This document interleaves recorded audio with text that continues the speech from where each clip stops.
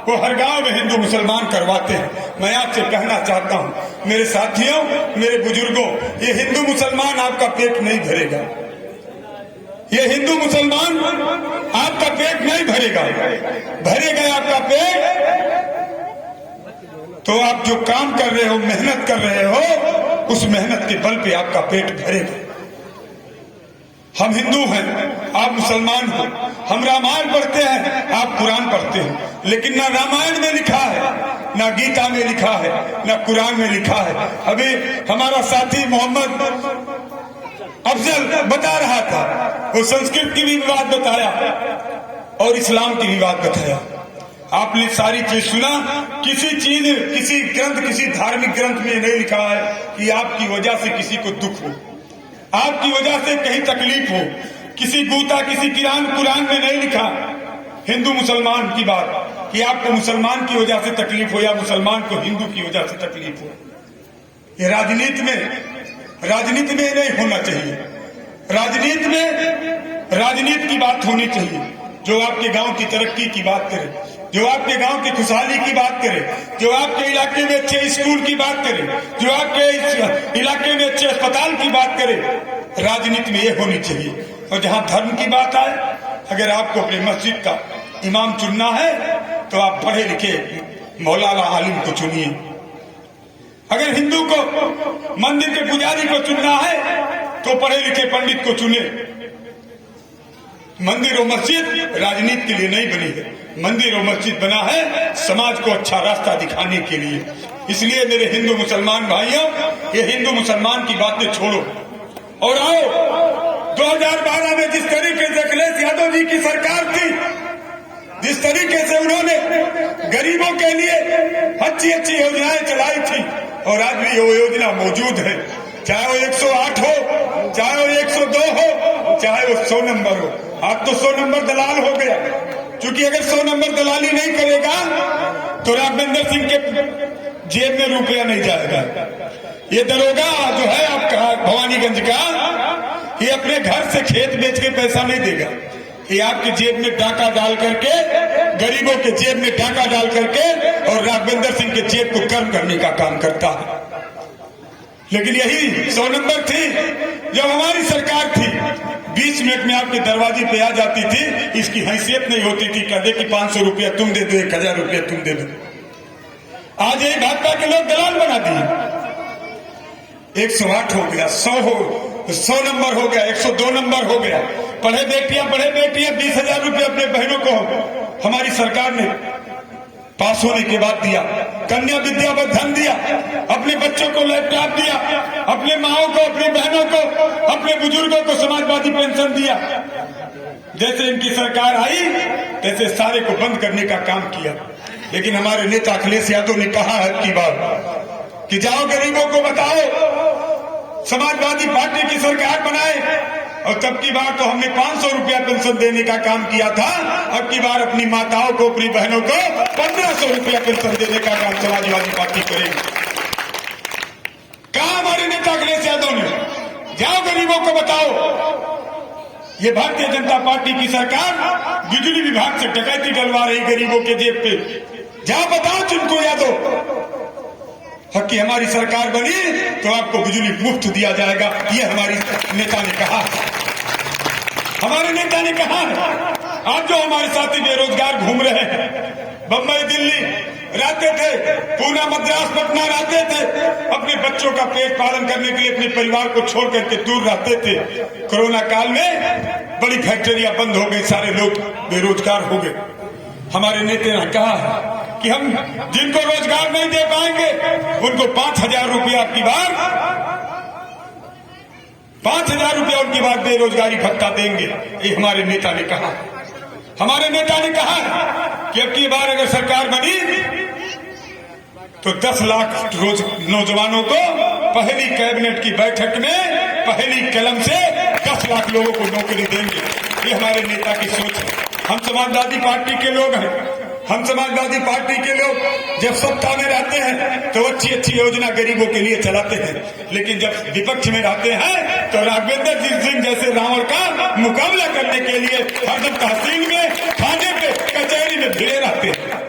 ये हम लोगों की इतिहास है। साथियों, 2 बार मैं चुनाव हार गया, 2 बार मैं चुनाव हारा, 2012 में हारा, 2017 में हारा, लेकिन मुझे थोड़ा सा मौका मिला था। मेरी पत्नी जिला पंचायत अध्यक्ष हुई थी इस जनपद की। आप बताओ ईमानदारी से बाएताल के साथियों, चिंकू यादव ने बाएताल में काम करने का काम किया था कि नहीं किया था? मैंने आपके गांव का कीचड़ साफ किया। ये जो मौर्या डीह में रोड जाती है वो भी चिंकू यादव का है। पश्चिम से आती थी, सरकार चली गई, बंद हो गई, रुक गई। लगभग 500-700 मीटर बना था, वो भी चिंकू यादव का ही देन था। इंटरलॉकिंग भी आपके गांव में चिंकू यादव का देन था। तो 2-2, 3-3, 4-4 काम चिंकू यादव ने हर गांव में करने का काम किया। यही जलालपुर में आप निकलते थे, जलालपुर गांव में अगर एक लहरा पानी बरस देता था तो आप निकल नहीं पाते थे, लेकिन जलालपुर को चिंकू यादव ने अपने हाथों से उसके कीचड़ को साफ करने का काम किया। ये चिंकू यादव को जज्बा है। और जज्बा क्यों है? जज्बा क्यों है? जज्बा इसलिए है कि जब एक गरीब परिवार का बेटा आगे बढ़ने की कोशिश करता है तो बड़े लोग उसका पैर पकड़कर खींचते हैं, लेकिन उसकी भी मुझे परवाह नहीं है। मुझे गरीबों की दुआ, मुझे गरीबों की मोहब्बत, मुझे गरीबों के आशीर्वाद की आवश्यकता है। मैं गरीबों के बल पे आज यहाँ पहुंचा।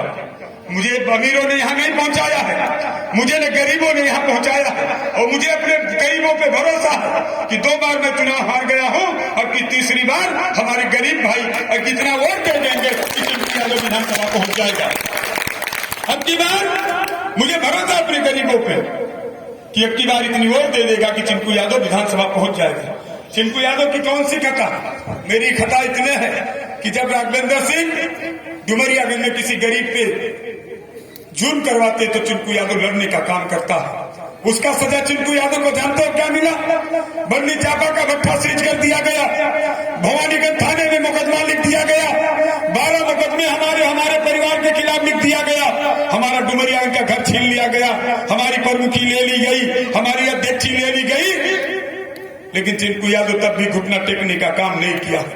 राघवेंद्र सिंह, अगर तुम्हारी माँ ने दूध पिलाई हो तो ये चिंकू यादव अकेले तुमसे लड़ने के लिए तैयार है। अकेले ये जो पुलिस है, ये एसडीएम है, ये डीएम है, ये कप्तान है, उसको छोड़ दो, तुम मैदान में निकल जाओ। ये चिंकू यादव अकेले मैदान में निकल करके तुम्हें परास्त कर देगा। ये चिंकू यादव कहने आपसे आया। मैं आपसे कहना चाहता हूँ, निवेदन करना चाहता हूँ अपने हिंदू मुसलमान भाइयों से, अपने हिंदू मुसलमान भाइयों से मैं निवेदन करना चाहता हूँ कि भारत की जो गंगा जमुनी तहजीब है उसको कायम करने के लिए हम आप इकट्ठा रहें, हम आप सीने से सीना लगा के रहें, हम आप गले से गले लगा के रहें। तो ये आरएसएस के लोग, ये भारतीय जनता पार्टी के लोगों की हैसियत नहीं है कि कोई अगुली दिखा दे, कोई अगुली दिखा दे, किसी की हैसियत नहीं। इतना ताकत आपके बेटे में है। और राघवेंद्र सिंह, तुम्हारी हैसियत नहीं है कि तुम डुमरियागंज में अपने जुबान से मंच से चाहे जो कर लो, पुलिस से चाहे जो करवा लो, जितनी औकात चिंकू यादव के पास जितनी ताकत है उतनी ताकत से लड़ेगा। लेकिन जिस दिन चिंकू यादव ताकत में आएगा, वक्त निजाम बदलेगा। अरे राघवेंद्र सिंह, अगर तुम डुमरियागंज में 5 साल नजर आ गए तो मैं मोच बनवा दूंगा। ये बाएताल के लोगों कहने आया, ये मैं आपसे कहने आया। इसलिए बहुत दर्द है, कोई विकास नहीं हुआ। चिंकू यादव ने तो विकास करके दिखाया। ये देख लो, आप चंद्रदीप से लेकर के डुमरियागंज तक 1 साल पहले टेंडर हो गया। दलाली के चक्कर में विधायक दलाल बनने नहीं दिया। अब जब चुनाव करीब आ गया तब काम शुरू हुआ, तब काम शुरू हो रहा है। 4.5 साल आपके गाड़ी की टायर खराब हो गई, आपके पैर में इतना ठेल लगे कि आपका पैर खराब हो गया। अब जब चुनाव आ रहा है तो सड़क बन रहा है, उसकी चिंता मत करना। वक्त बदलने दो, निजाम बदलने दो। आपका बेटा इतना कमजोर नहीं। राघवेंद्र सिंह की हैसियत नहीं कि डुमरिया में 5 साल नजर आ जाएंगे। और चिंकू यादव को क्या, 4.5 साल चिंकू यादव लड़ भिड़ करके काट ले गए। चिंकू यादव को जीना भी डुमरियागंज में है तो चिंकू यादव को मरना भी डुमरियागंज में है। और राघवेंद्र सिंह का क्या होगा? जैसे निजाम बदला कैसे डुमरिया से बोरिया बिस्तर बांधेंगे और चले जाएंगे। वो जानते हैं चिंकू यादव के कलेवर को, वो बड़ी अच्छी तरीके से जानते हैं। वो चाहते हैं, जानते हो क्या चाहते हैं, कि समाजवादी पार्टी से टिकट चिंकू यादव का कट जाए। कहीं भाजपा के लोग मिलेंगे, चिंकू कब की टिकट नहीं मिली। जैसे उनके बाप की टिकट दिए थे, बस के दी है टिकट, कि ट्रेन के दी है टिकट, कि सिनेमा घर के दी है टिकट, उनके बाप टिकट दिए चिंकू यादव के। चिंकू यादव का टिकट राष्ट्रीय अध्यक्ष श्री अखिलेश यादव दिए, और उन्हीं के लोग अल्लाह कर रहे हैं। मैं आपसे कहना, मैं 2017 में भी चुनाव नहीं हारता हजरत, लेकिन उसकी मेन कारण बहन सैयदा बप्पा कमाल साहब है। आप मनन कर लेना, राघवेंद्र सिंह को विधायक बनाने वाला यहाँ का हिंदू नहीं है। यहाँ के दो घराने हैं, केवल और केवल बहन सैयदा बप्पा कमाल साहब। अगर एक मंच पे ना आए होते तो डुमरियागंज का हिंदू कम्युनल ना होता, डुमरियागंज का हिंदू कम्युनल ना होता। क्योंकि हमारी इतनी तादाद नहीं है कि हम आपको अलग करके विधायक बन जाएंगे। डुमरियागंज में इतने यादव नहीं हैं कि मैं सबको खदेड़ करके हमें विधायक बना देंगे। जब तक आपकी दुआ, आपका आशीर्वाद, आपकी मोहब्बत नहीं मिलेगी, तब तक चिल्लाता रह जाऊंगा, नहीं बन पाऊंगा। तो मुझे काम में भरोसा है। और चूंकि लेट हो रहा, बोलना तो बहुत था। अभी जलालपुर में है, फिर वहां मुगलपुरवा में है, फिर धौरहरा में है, फिर जंगलीपुर में है। अभी 4 कार्यक्रम है। मैं आप लोगों के बीच में फिर आऊंगा। मैं अनुरोध कर रहा हूं, आप लोगों से निवेदन कर रहा हूं, हाथ जोड़ रहा हूं, आपका पैर पकड़ रहा हूं कि 2 बार मैं चुनाव हार गया, एक बार मुझे मौका दे दीजिए। अगर आपके मान सम्मान स्वाभिमान पे मैं खड़ा ना उतर पाया तो आने वाले 2027 में मुझे बदल देना, और एक वोट मुझे बाएताल से मत देना। और अगर डुमरियागंज में इस रावण का मुकाबला कोई कर सकता है, इससे लड़ सकता है कोई, तो केवल और केवल चिंकू यादव, न बहन सैयदा और न बप्पा कमाल साहब का परिवार। तो आपको, हमको सीने से सीना लड़ाना पड़ेगा, गले से गला मिलाना पड़ेगा।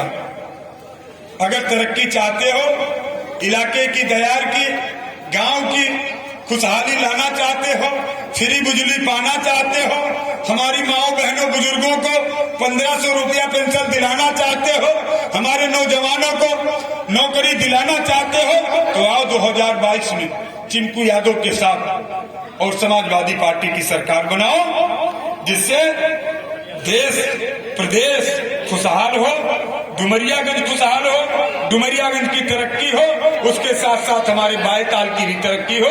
इन्हीं शब्दों के साथ फिर एक बार अपने बुजुर्गों के, अपने नौजवान साथियों को, और खासकर अपनी माताओं एवं बहनों को जिन्होंने हमको सुनने के लिए अपने घर को छोड़ करके इतना समय दिया, मैं सबको अपनी तरफ से, अपने दिल की गहराइयों से मैं सबको अपनी मोहब्बत का सलाम पेश करता हूं, सबको आदाब करता हूं, सबको नमस्कार करता हूं। जय हिंद, जय समाजवादी।